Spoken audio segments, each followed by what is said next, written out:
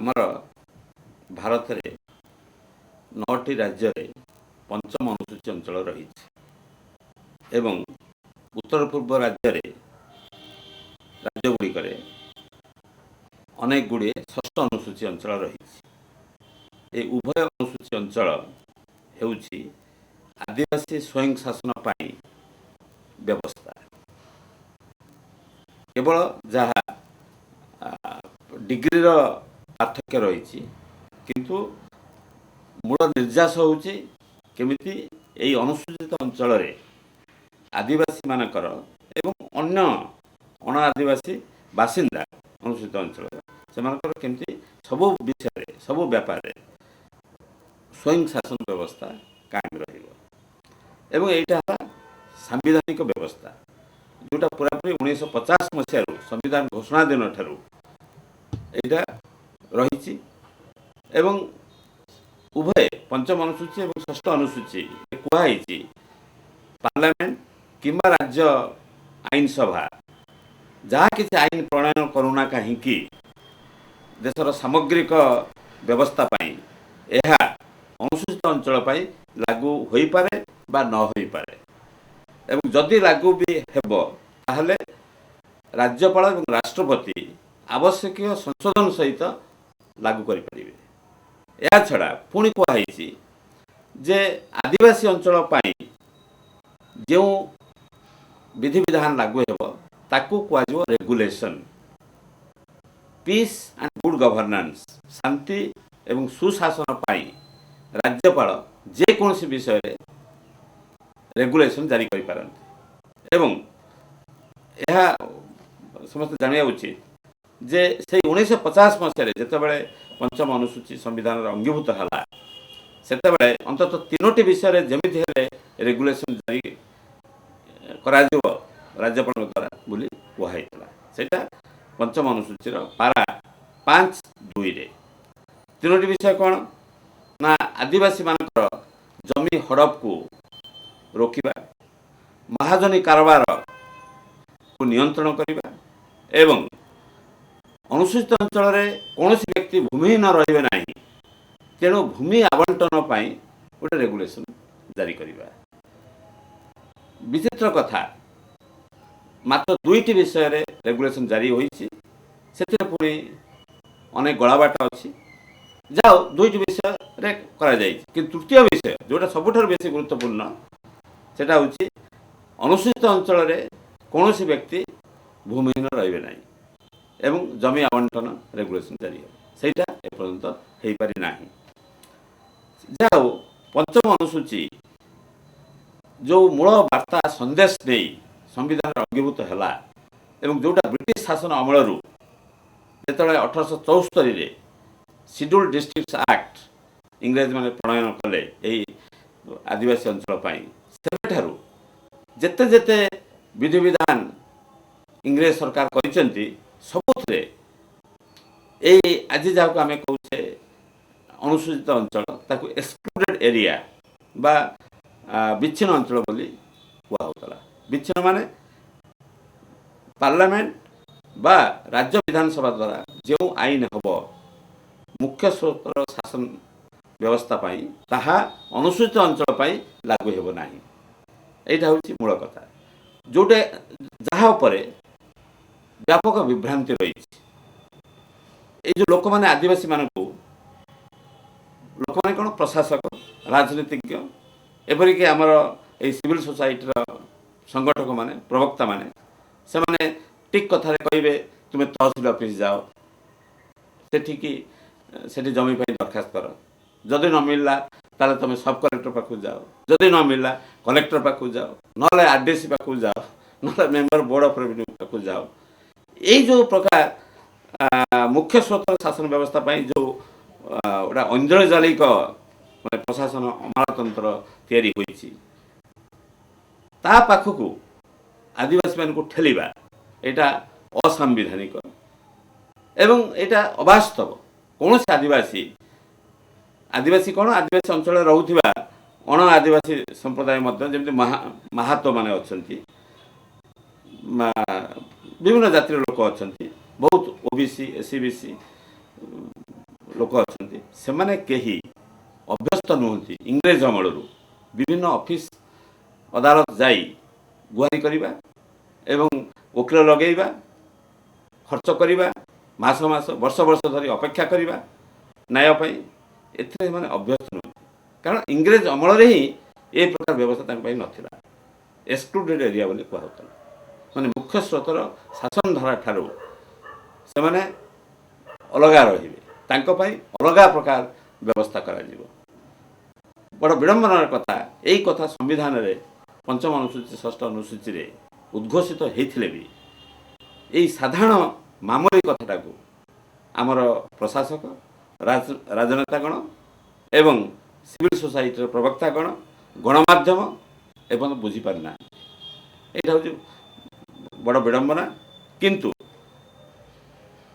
ଯେହେତୁ ଆଦିବାସୀମାନଙ୍କୁ ଠେଲାଗଲା ମାନେ ହାଣ ମୁହଁକୁ ଅମଲାତନ୍ତ୍ରର ହାଣ ମୁହଁକୁ ଯେଉଁଟା ବହୁତ ଦୀର୍ଘାୟିତ ଆଉ ଯେଉଁଟା ଅର୍ଥବହୁଳ ଯେଉଁଟା ସମୟ ସାପେକ୍ଷ ସେହି ପ୍ରକାର ଅମଲାତନ୍ତ୍ର ବ୍ୟବସ୍ଥାକୁ ଯେହେତୁ ଠେଲାଗଲା ତାଙ୍କ ଭିତରେ ବିଭିନ୍ନ ପ୍ରକାର ଅସନ୍ତୋଷ ସୃଷ୍ଟି ହେଲା ବିଶେଷ କରି ଜମି ଅଧିଗ୍ରହଣକୁ କେନ୍ଦ୍ର କରି ବିଶେଷ କରି ତାଙ୍କୁ ଯେଉଁ କରାଗଲା ବିସ୍ଥାପନ ବିଭିନ୍ନ ପ୍ରକଳ୍ପ ନାଁରେ ୟାକୁ କେନ୍ଦ୍ର କରି ଯେତେବେଳେ ବ୍ୟାପକ ଅସନ୍ତୋଷ ସୃଷ୍ଟି ହେଲା ସେତେବେଳେ ସରକାର ଆସ୍ତେ ଆସ୍ତେ ଧ୍ୟାନ ଦେବା ପାଇଁ ବାଧ୍ୟ ହେଲେ ଯେ ଆମେ କେମିତି ଏଇ ଅଞ୍ଚଳ ଗୁଡ଼ିକୁ ଆମର ଲୋକମାନଙ୍କର ଗ୍ରହଣୀୟତା ମାନେ ବ୍ୟବସ୍ଥାର ଗ୍ରହଣୀୟତା ଲୋକମାନଙ୍କ ପାଖରେ ସେଇଟା କେମିତି ଆମେ ଫେରାଇ ଆଣିପାରିବୁ ଏହି ପରିପ୍ରେକ୍ଷୀରେ ଆମେ ଦେଖିଲେ ପେଶା ଆଇନ 1996 ବହୁତ ଗୁରୁତ୍ୱପୂର୍ଣ୍ଣ କିନ୍ତୁ ପେଶା ଆଇନ 1996 ଯେଉଁଟା ଜାରି ହେଇଛି ମାନେ ତାର ସାମ୍ବିଧାନିକ ପୃଷ୍ଠଭୂମି ଥିଲା 73ତମ ସମ୍ବିଧାନ ସଂଶୋଧନ 1992ରେ ଯେଉଁଟା 1993 ଠାରୁ ଲାଗୁ ହେଇଛି ସେଇ 73ତମ ସମ୍ବିଧାନ ସଂଶୋଧନରେ କୁହାହେଇଥିଲା ଏହା ଯେହେତୁ ମୁଖ୍ୟ ସ୍ରୋତ ଶାସନ ବ୍ୟବସ୍ଥା ପାଇଁ ଗୋଟାଏ ନୂଆ ବିଧାନ ଯେ ପଞ୍ଚାୟତ ରାଜ ହାତରେ ସବୁ ପ୍ରକାର କ୍ଷମତା ରହିବ ଅନ୍ତତଃ ନିର୍ଦ୍ଦିଷ୍ଟ ଭାବେ 29ଟା ବିଷୟର କ୍ଷମତା ରହିବ କିନ୍ତୁ ଆଦିବାସୀ ଅଞ୍ଚଳରେ ଯେହେତୁ ଅଲଗା ପ୍ରକାର ଶାସନ ବ୍ୟବସ୍ଥା ମୂଳରୁ ରହି ଆସିଛି ଏପରିକି ସେମାନେ ପଞ୍ଚାୟତ ନିର୍ବାଚନ ସହିତ ଜଡ଼ିତ ନଥିଲେ ପଞ୍ଚାୟତ ସହିତ ଜଡ଼ିତ ଥିଲେ ପଞ୍ଚାୟତ ବିଷୟ ଜାଣିଥିଲେ ପଞ୍ଚାୟତ ମାନେ ଗାଁର ମାମଲା ଗାଁରେ ଫଇସଲା ହେବ କିନ୍ତୁ ସେମାନେ ନିର୍ବାଚନରେ ମାନେ ଭୋଟ ଦେଇ ପଞ୍ଚାୟତ ପ୍ରତିନିଧିମାନଙ୍କୁ ବାଛିବା ଏବଂ ପୁଣି ବଦଳାଇବା ଏହି ପ୍ରକାର ବ୍ୟବସ୍ଥା ସହିତ ସେ ଜଡ଼ିତ ନଥିଲେ ତେଣୁ 73ତମ ସମ୍ବିଧାନ ସଂଶୋଧନର ଏକ ନିର୍ଦ୍ଦିଷ୍ଟ ଧାରାରେ 243M ରେ କୁହାଗଲା ଯେ ଅନୁସୂଚିତ ଅଞ୍ଚଳରେ 73ତମ ସମ୍ବିଧାନ ସଂଶୋଧନ ଲାଗୁ ହେବ କି ନାହିଁ ଯଦି ଲାଗୁ ହେବ କେଉଁ ପ୍ରକାର ସଂଶୋଧନ ବ୍ୟତିକ୍ରମ ସହିତ ଲାଗୁ ହେବ ଏଥିପାଇଁ ଗୋଟେ ସ୍ୱତନ୍ତ୍ର ଆଇନ ପ୍ରଣୟନ କରିବାର ଅଛି ପାର୍ଲାମେଣ୍ଟ ଦ୍ୱାରା ତେଣୁ ପାର୍ଲାମେଣ୍ଟ ସେଇ 73ତମ ସମ୍ବିଧାନର ସେଇ ସ୍ୱତନ୍ତ୍ର ବିଧାନର ତାଗିଦରେ 1994ରେ ଗୋଟେ କମିଟି ଗଠନ କଲେ ଯାହାର ଚେୟାରମ୍ୟାନ୍ ଥିଲେ ଦିଲ୍ଲୀପ ସିଂ ଭୁରିଆ ଏବଂ ଯାହାର ପ୍ରକୃତ ମାନେ ଟିପ୍ପଣୀକାର ଏବଂ ଯାହାର ରଚୟିତା ଥିଲେ ଡକ୍ଟର B.D. ଶର୍ମା ସେ ଆମ ଗଣରେ ଆଜି ନାହାନ୍ତି କିନ୍ତୁ ପେଶା ଆଇନର ଏବଂ ପେଶା ଆଇନ ପାଇଁ ଯେଉଁ ରିପୋର୍ଟ ତିଆରି କରାହେଇଥିଲା ପାର୍ଲାମେଣ୍ଟାରୀ କମିଟି ଦ୍ୱାରା ତାହାର ପୁରା ବିନ୍ଦୁ ବିସର୍ଗ ପର୍ଯ୍ୟନ୍ତ ସେଇ ତାଙ୍କରି କଲମ ମନରୁ ଆସିଛି ଯାଉ ସେ ଯେଉଁ ପେଶା ଆଇନ এই যে কমিটির রিপোর্ট বিশেষজ্ঞ কমিটির রিপোর্ট রু আসিলা এবং 1995 মସିହାରେ ସେ ରିପୋର୍ଟ ସବମିଟ୍ ହେଲା ପାର୍ଲାମେଣ୍ଟରେ ଏବଂ 1996 ମସିହାରେ ବିଲ୍ ଆସିଲା ଏବଂ ଡିସେମ୍ବର 1996ରେ ସେ ବିଲ୍ ପାରିତ ହେଲା ଏବଂ ଯେଉଁଟାକୁ ଆମେ କହୁଛେ ଆଜି ପଞ୍ଚାୟତ ସମୂହ ଅନୁସୂଚିତ ଅଞ୍ଚଳକୁ ସମ୍ପ୍ରସାରଣ ଆଇନ 1996 ତେଣୁ এইটা এই ଯେଉଁ ପେଶା ଆଇନ এইଟା କାହାର ମଗଜରୁ ବାହାରିଛି ବା କେହି ନିର୍ଦ୍ଦିଷ୍ଟ ରଚୟିତା ଆର ଅଛନ୍ତି ବା କୌଣସି ବିଶିଷ୍ଟ ରାଜନୀତିଜ୍ଞଙ୍କ ଅଭିଳାଷରୁ ଏଇଟା ସୃଷ୍ଟି ହେଇଛି ଏଇଟା କହିବା ଭୁଲ ହେବ। ୟା ପଛରେ ଗୋଟେ ବିରାଟ ଐତିହାସିକ ଆଉ ସାମ୍ବିଧାନିକ ପୃଷ୍ଠଭୂମି ଅଛି, ଯେଉଁଟାକୁ ଯେଉଁମାନେ ପେଶା ଆଇନ ଉପରେ ଚର୍ଚ୍ଚା କରନ୍ତି ସେଇଟା କହିବା ପାଇଁ ଭୁଲି ଯାଆନ୍ତି। 1874 ମସିହା ସିଡ୍ୟୁଲ୍ ଡିଷ୍ଟ୍ରିକ୍ଟସ୍ ଆକ୍ଟ ଯେଉଁଟା ଇଂରେଜମାନେ କରିଥିଲେ ଏବଂ ତାପରେ ପରେ 1909 ମସିହାରେ ଭାରତ ଶାସନ ଆଇନ, 1919ରେ ଭାରତ ଶାସନ ଆଇନ ଏବଂ ସଭା ଶେଷରେ 1935ରେ ଯେଉଁ ଭାରତ ଶାସନ ଆଇନ, ଯେଉଁଥିରେ ଏକ୍ସକ୍ଲୁଡେଡ୍ ଏରିଆ, ଫୁଲି ଏକ୍ସକ୍ଲୁଡେଡ୍ ଏରିଆ ଏବଂ ପାର୍ସିଆଲି ଏକ୍ସକ୍ଲୁଡେଡ୍ ଏରିଆର ଧାରଣା ଦେଇଥିଲେ। ତାହାର ଗୋଟେ କ'ଣ କୁହାଯିବ ଗୋଟେ ଜୈବିକ ସମ୍ପର୍କ ଅଛି ମାନେ ପେଶା ଆଇନ ସହିତ। ତେଣୁ ପେଶା ଆଇନକୁ ଚର୍ଚ୍ଚା କଲାବେଳେ ଆମକୁ ଏଇ ଐତିହାସିକ ପୃଷ୍ଠଭୂମିକୁ ଆଖି ଆଗରେ ରଖିବାକୁ ପଡ଼ିବ ଯେ ଆଦିବାସୀମାନେ, ଅନୁସୂଚିତ ଅଞ୍ଚଳର ଲୋକମାନେ, ସେମାନେ ମୂଳ ସ୍ରୋତର ଶାସନ ବ୍ୟବସ୍ଥା ସହିତ ଜଡ଼ିତ ନଥିଲେ, ପରିଚିତ ନଥିଲେ ଏବଂ ସେ ବ୍ୟବସ୍ଥାକୁ ଆଦିବାସୀମାନଙ୍କ ଉପରେ ଲଦି ଦେଲେ ଏ କେବେ ମାନେ ଉଠିପାରିବେନି। ବର୍ତ୍ତମାନ ଆମେ ଓଡ଼ିଶା ପ୍ରସଙ୍ଗକୁ ଆସିବା। ଓଡ଼ିଶାରେ ଏଇଟା ସମସ୍ତେ ଜାଣିଛନ୍ତି, ଏହାର ଭୌଗୋଳିକ ଅଞ୍ଚଳର ଶତକଡ଼ା 47 ହେଉଛି ଅନୁସୂଚିତ ଅଞ୍ଚଳ, ଆଦିବାସୀ ବହୁଳ ଅଞ୍ଚଳ ଏବଂ ଜନସଂଖ୍ୟାର ପ୍ରାୟ 1/4 ମାନେ ଶତକଡ଼ା 24, ପ୍ରାୟ 1/4 ହେଉଛନ୍ତି ଅନୁସୂଚିତ ଅଞ୍ଚଳର ଅଧିବାସୀଗଣ। ତେଣୁ ଓଡ଼ିଶାର ଭୂମିକା ବହୁତ ଗୁରୁତ୍ୱପୂର୍ଣ୍ଣ ଏବଂ ଆଉ ଗୋଟେ ଦୃଷ୍ଟିରୁ ଓଡ଼ିଶା ଅନ୍ୟ ସମସ୍ତ ଅନୁସୂଚିତ ଅଞ୍ଚଳ ଥିବା ରାଜ୍ୟମାନଙ୍କ ଭିତରେ ଆଗୁଆ। କେଉଁଥିରେ ନା ଏଠି 62 ପ୍ରକାର ଆଦିବାସୀ ଜନଗୋଷ୍ଠୀ ଅଛନ୍ତି। ଏତେ ସଂଖ୍ୟାର ଜନଗୋଷ୍ଠୀ ଅନ୍ୟ କୌଣସି ରାଜ୍ୟରେ ନାହାନ୍ତି। ଏହା ଛଡ଼ା ମାନେ ଏହା ଅନେକ ବିସ୍ମୟକର ଲାଗିପାରେ, ମୂଳତଃ ଓଡ଼ିଶାରେ ଆଦିବାସୀମାନେ ବିଭିନ୍ନ ଅଞ୍ଚଳରେ ଯେଉଁ ସଂଗ୍ରାମ କରିଥିଲେ ତାର ପରିଣତି ସ୍ୱରୂପ ଆମେ 1874 ମସିହାର ଅନୁସୂଚିତ ଜିଲ୍ଲା ସମୂହ ଆଇନ ବା ସିଡ୍ୟୁଲ୍ ଡିଷ୍ଟ୍ରିକ୍ଟସ୍ ଆକ୍ଟ 1874 ପାଇଥିଲେ। ସବୁ ରାଜ୍ୟରେ ହେଇଛି, ଯେଉଁଠି ଯେଉଁଠି ଆଦିବାସୀମାନେ ଥିଲେ, ଯେତେବେଳେ ଇଂରେଜମାନେ କାଠ, କୋଇଲା, ଲୁହା ତାଙ୍କର ଶିଳ୍ପ ବିପ୍ଳବ ପାଇଁ କଞ୍ଚାମାଲ ସଂଗ୍ରହ ଉଦ୍ଦେଶ୍ୟରେ ଆଦିବାସୀ ଅଞ୍ଚଳ ଭିତରକୁ ପ୍ରବେଶ କଲେ ଏବଂ ସେ ଚେଷ୍ଟା କଲେ ସେମାନଙ୍କର ଆଇନ କାନୁନ ଗୁଡ଼ା ସେ ଅଞ୍ଚଳରେ ଲାଗୁ କରିବା ପାଇଁ, ସେତେବେଳେ ଆଦିବାସୀମାନେ ବିଦ୍ରୋହ କଲେ। ଏପରିକି ଆପଣ ଆଜି ବି ଦେଖିବେ ଯେଉଁ ବିହାର ଓଡ଼ିଶା ଅବକାରୀ ଆଇନ 1915 ଅଛି, ଯେଉଁଥିରେ ଦେଶୀୟ ପାନୀୟ ତାକୁ ମହୁଲି ଆହୁରି ଏଇଭଳିଆ ଅନେକ ଅଛି, ତାକୁ ନିଷିଦ୍ଧ କରାହେଇଛି, ତାପରେ କଟକଣା କରାହେଇଛି। ହାଣ୍ଡିଆ ଉପରେ ବି କଟକଣା ଥିଲା। ବହୁତ ସଂଘର୍ଷ ପରେ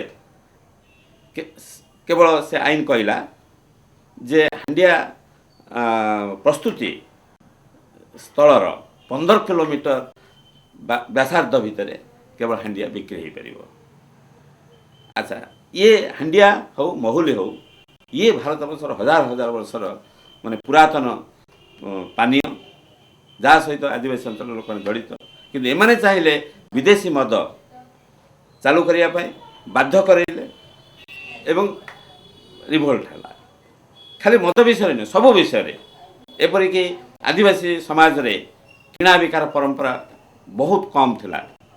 ସାପ୍ତାହିକ ହାଟକୁ ଏମିତି ଥରେ ସେ ଆସନ୍ତି, ଏଇ ଲୁଣ, ଶୁଖୁଆ ଆଉ କେତେକ ସାଧାରଣ ମାମୁଲି ଜିନିଷ କିଣି ନିଅନ୍ତି।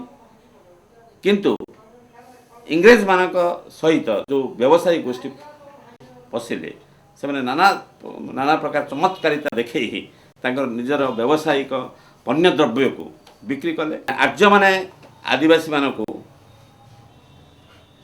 ପରାଜୟ କରି ତାଙ୍କୁ ଯେଉଁ ବନାଞ୍ଚଳକୁ ଠେଲିଥିଲେ 2500 ବର୍ଷ କି 3000 ବର୍ଷ ପୂର୍ବେ, ସେବେଠାରୁ ସେମାନେ ଜଙ୍ଗଲ, ପାହାଡ଼ ଏବଂ ସେଇଭଳିଆ ପରିବେଶ ସହିତ ଓତପ୍ରୋତ ଭାବେ ଜଡ଼ିତ, ତାଙ୍କ ଜୀବନ ଜୀବିକା ଓତପ୍ରୋତ ଭାବେ ସଂଶ୍ଳିଷ୍ଟ। ତେଣୁ ଇଂରେଜମାନେ ତାଙ୍କର ଶିଳ୍ପ ବିପ୍ଳବକୁ ଆଗେଇ ନେବା ପାଇଁ ସେମାନେ ଜଙ୍ଗଲ କାଟିଲେ, ଖଣି ଖୋଳା ଆରମ୍ଭ କଲେ ଏବଂ ଏମାନଙ୍କୁ ମଜୁରିଆ ଭାବେ ଖଟେଇଲେ। ଆପଣ ଏବେ ବି ଦେଖିବେ ଗୋଟେ ଆଦିବାସୀ ଗାଁକୁ ଯାଆନ୍ତୁ, ତାଙ୍କ ଭିତରେ ମାଲିକ ମଜୁରିଆ ସମ୍ପର୍କ ଏବେ ବି ନାହିଁ। ମାନେ ମୋର ଧାନ ଅମଳ କରିବାର ଅଛି, ଧାନ କଟା ହେବାର ଅଛି, ତୁ ଆସିବୁ, ତୋର କଟା ହେଲା ବେଳକୁ ମୁଁ ଯିବି, କିନ୍ତୁ ତୁ ଖଟିବୁ, ଦିନକୁ ଏତିକି ମଜୁରୀ ନେବୁ, ଯେଉଁଟା ଆମର ସବୁ ଅଞ୍ଚଳରେ ଚାଲିଛି। ଏଇଟା ଏବେ ବି ପ୍ରବେଶ କରିନାହିଁ।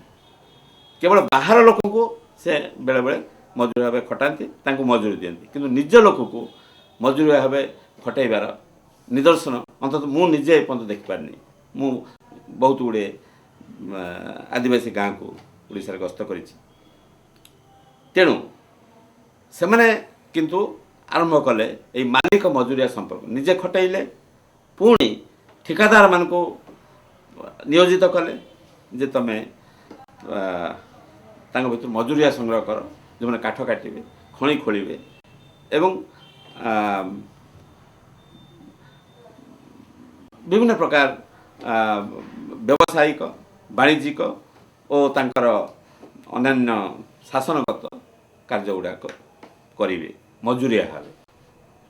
ଆଚ୍ଛା, ତେଣୁ ଏଇ ଯେଉଁ କଲେ ଇଂରେଜମାନେ, ସେତେବେଳେ ସେମାନେ ସାଙ୍ଗରେ ଆଣିଥିଲେ ମହାଜନକୁ ଆଣିଥିଲେ,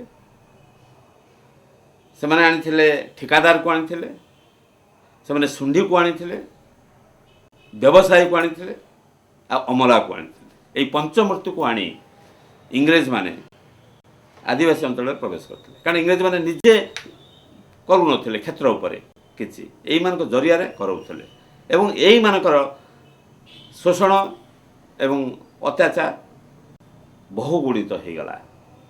କାରଣ ଏମାନେ ଆଦିବାସୀମାନଙ୍କର ସରଳତା, ତାଙ୍କର ନିଷ୍କପଟତା, ତାଙ୍କର ତଥାକଥିତ ଶିକ୍ଷାର ଅଭାବ ଏବଂ ତାଙ୍କର ଯେଉଁ ଅମାୟିକତା, ଏହାର ସୁଯୋଗ ନେଇ ସେମାନେ ନାନାଦି ପ୍ରକାର ଶୋଷଣ ଜୁଲୁମ କଲେ ଏବଂ ଯେଉଁଥିପାଇଁ କି ଇଏ ସବୁର କ୍ରମ ପରିଣତିରେ ଆଦିବାସୀମାନେ ବିଭିନ୍ନ ଜାଗାରେ ବିଦ୍ରୋହ କଲେ।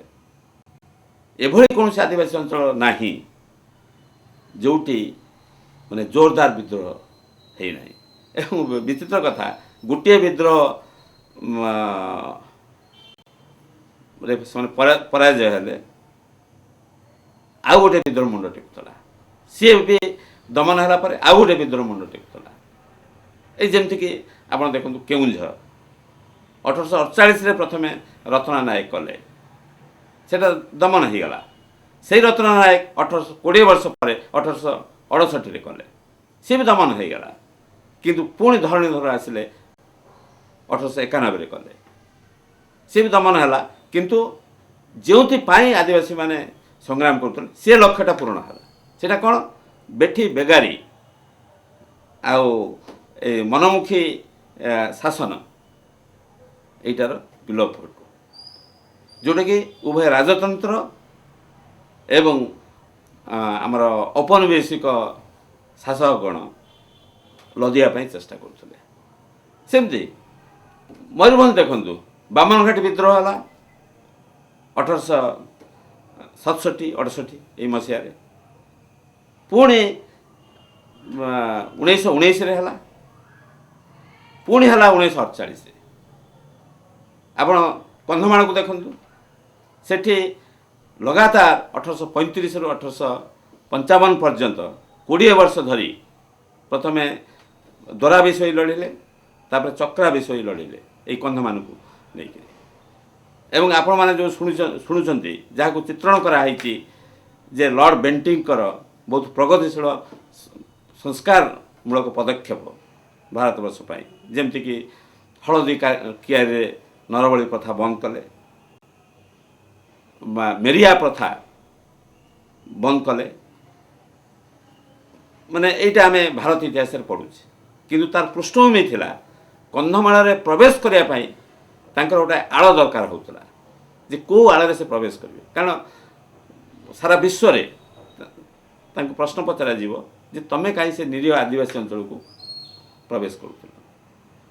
ସେମାନେ ଏଇ ଆଳ ଦେଉଥିଲେ ଯେ ସେଠି ମେରିଆ ପ୍ରଥା ବା ନରବଳି ପ୍ରଥା ଚାଲିଛି, ଆମେ ସେଟାକୁ ବନ୍ଦ କରିବା ପାଇଁ ଚାହୁଁ। ଏଇଟା ଗୋଟେ ଜଘନ୍ୟ, ଗୋଟେ ବର୍ବରଚିତ, ଗୋଟେ ଘୃଣ୍ୟ ପ୍ରଥା, ଯାହାର ଅବସାନ ହେବା ଉଚିତ। ଯଦିଓ ଆମେ ଇତିହାସରୁ ଜାଣିଛୁ ଏଭଳି କୁପ୍ରଥା ମଧ୍ୟ ୟୁରୋପ, ଆମେରିକା ଆହୁରି ଅନ୍ୟାନ୍ୟ ସବୁ ପାଶ୍ଚାତ୍ୟ ଦେଶ ଗୁଡ଼ିକରେ ଅଳ୍ପ ବହୁତ ଥିଲା, ନୁହେଁ ଯେ କେବଳ ଭାରତବର୍ଷରେ ଥିଲା ବା କେବଳ ଆଦିବାସୀ ଅଞ୍ଚଳରେ ଥିଲା ତାହା ନୁହେଁ।